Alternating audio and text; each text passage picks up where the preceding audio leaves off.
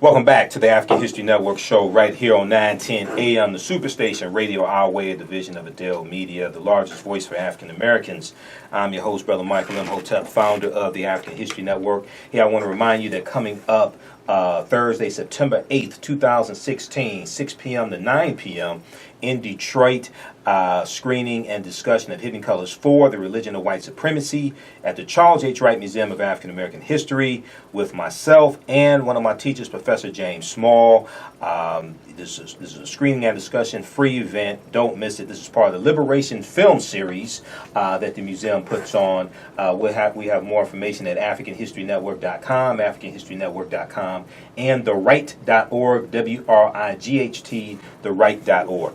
All right, well, yesterday, NFL.com posted an article by Steve Weiss. Steve Weiss actually broke this story about Colin Kaepernick, quarterback for the San Francisco 49ers, refusing to stand for the national anthem. Okay, he's done this at least once in another preseason game, but most recently it took place Friday night at the game that they played against the Green Bay Packers at Levi's Stadium. Okay, that was August 26th. So Colin Kaepernick said, quote, "I'm not going to stand up to show pride in a flag for a country that oppresses black people and people of color." He told this to the NFL media in an exclusive interview after the game. He went on to say, quote, "To me, this is bigger than football, and it would be selfish on my part to look the other way. There are bodies in the street and people getting paid leave and getting away with murder," end quote. Now, paid leave, he's talking about police officers who shoot and kill police officers who shoot and kill African Americans and then are on administrative leave or paid leave, things like that. Just a side note, that's stipulated in their contracts that are negotiated by their union, oftentimes the Fraternal Order of Police. Now, the San Francisco 49ers issued a statement about Colin Kaepernick's decision. The San Francisco 49ers said, quote, "The national anthem is and always will be a special part of the pregame ceremony. It is an opportunity to honor our country and reflect on the great liberties we are afforded as its citizens. And respecting such American principles as freedom of religion and freedom of expression, we recognize the right of an individual to choose and participate or not in our celebration of the national anthem." Let me repeat that. They said we recognize the right of an individual to choose and participate or not in our celebration of the national anthem, end quote. Now, he's been getting some support on social media. This has been on fire social media. This was trending on Facebook. He's been getting a lot of hate mail or a lot of pushback from people. I heard one excerpt today. A white male said, if you don't want to, something to the effect, if you don't want to stand for the national anthem or participate in it, you should leave the country.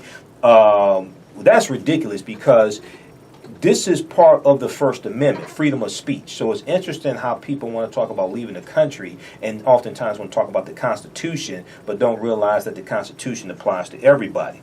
Now, 49ers coach Chip Kelly told reporters on Saturday that Colin Kaepernick's decision not to stand during the national anthem is, quote unquote, his right as a citizen, and said, quote, "It's not my right to tell him not to do something," end quote. Okay. Now, the NFL also released a statement obtained by NFL media insider Ian Rappaport that said, quote, "Players are encouraged but not required to stand during the playing of the national anthem," end quote. So it's interesting how you have people who say that he should stand for the national anthem and feel they can actually tell him what to do, chastise him. I saw on MSNBC today, you had one fan setting afire Colin Kaepernick's jersey, okay, in protest. I mean, this is just totally ridiculous. Now, I posted about this on my Facebook fan page. and I got some interesting responses as well. So I had to put some people in check and share some history with them about the national anthem. Okay, now the national anthem was written by Francis Scott Key in September 13th, 1814. Okay, Francis Scott Key. Now it did not become the now it was written then. We know it as the Star-Spangled Banner. Originally, it was a poem titled "The Defense of Fort McHenry." Okay, and this took place during the Battle of 1812, the War of 1812, I should say, the War of 1812. And it did not become the actual national anthem until March 3rd, 1931. Okay, that's when it became actually the national anthem. Now, what's interesting to note, and what a lot of people don't know, is that Francis Scott Key was anti-black. He thought African people were mentally inferior. He was not against slavery. He was against the abolitionists. He was for slavery. And he felt that masters should treat their slaves with more Christian kindness. He supported sending free blacks, not slaves, back to Africa. And with few exceptions, was about as pro-slavery, anti-black, and anti-abolitionist as you could get at the time. He also loathed the colonial Marines that were a group of runaway slaves who went to fight with the British Royal Army against the U.S. in exchange for their freedom, because Francis Scott Key was also fighting along with the U.S. in the against the British in the War of 1812. And one of his troops, he was a lieutenant at the time, one of his troops were beaten decisively by the colonial Marines as well. Okay, but there's the third stanza of the Star-Spangled Banner talks about, it says, "And where is that band who so vauntingly swore that the havoc of war and the battles and the battle's confusion, a home and a country should leave us no more. Their blood has washed out their foul footsteps pollution. No refuge could save the hireling and the slave from the terror of flight or the gloom of the grave.